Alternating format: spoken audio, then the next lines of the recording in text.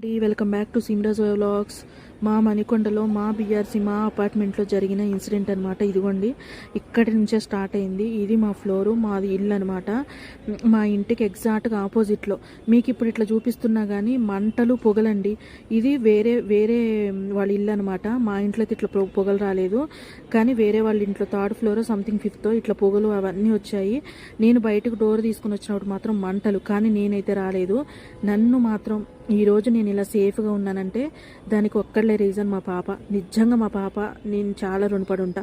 తను గనక ఈరోజు నన్ను బయటకు తీసుకురాకుండా ఉంటే నేను అసలు ఈ ప్లేస్లో మీతో మాట్లాడేదాన్నే కాదు. ఎందుకంటే తను అసలు ఎంత నన్ను ఒక మదర్లాగా బయటికి తీసుకొచ్చిందంటే ఆ టైంలో నువ్వు వెళ్ళిపోదాం, మనం ఇక్కడ నుంచి వెళ్ళిపోదాం అని చెప్పి తీసుకొచ్చిందనమాట.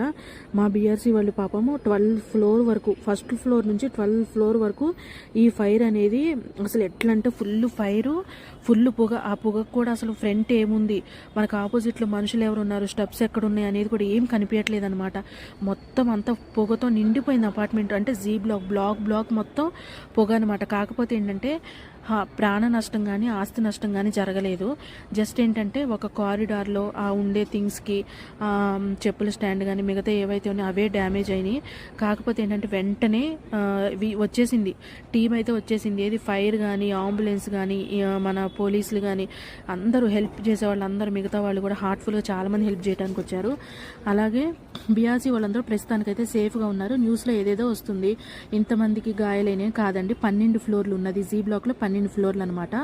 ఫస్ట్ ఫ్లోర్ నుంచి 12 ఫ్లోర్ల వరకు అదైతే వెళ్ళిందనమాట. ఫైర్ ఫస్ట్ ఫ్లోర్ నుంచి స్టార్ట్ అయింది, కానీ అది షార్ట్ సర్క్యూట్ అయింది. థర్డ్ ఫ్లోర్లోనే 5th ఫ్లోర్లోనే అయింది.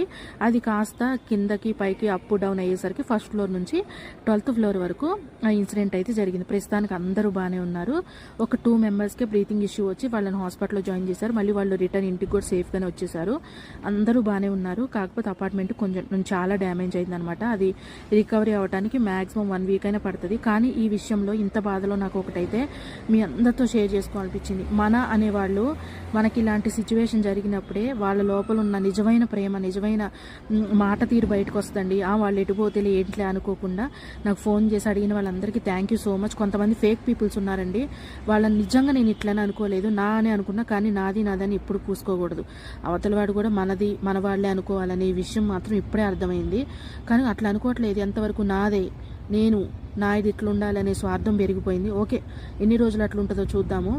నేనైతే ఇక్కడ నుంచి ట్రస్ట్ అయితే పెట్టుకోదలుచుకోవట్లేదు అలాంటి పీపుల్ మీద. పోయింది ఈ రోజుతో. ఒక 50% ఉండేది, ఆ 50% కూడా పోయింది, 0 అనమాట. ఓకే, చూస్తా నేను కూడా నా టైం వస్తానైతే నేనైతే చూస్తా. హార్ట్ అయితే విరిగిపోయింది ఈరోజు ఆ ఫేక్ పీపుల్ మీద. కానీ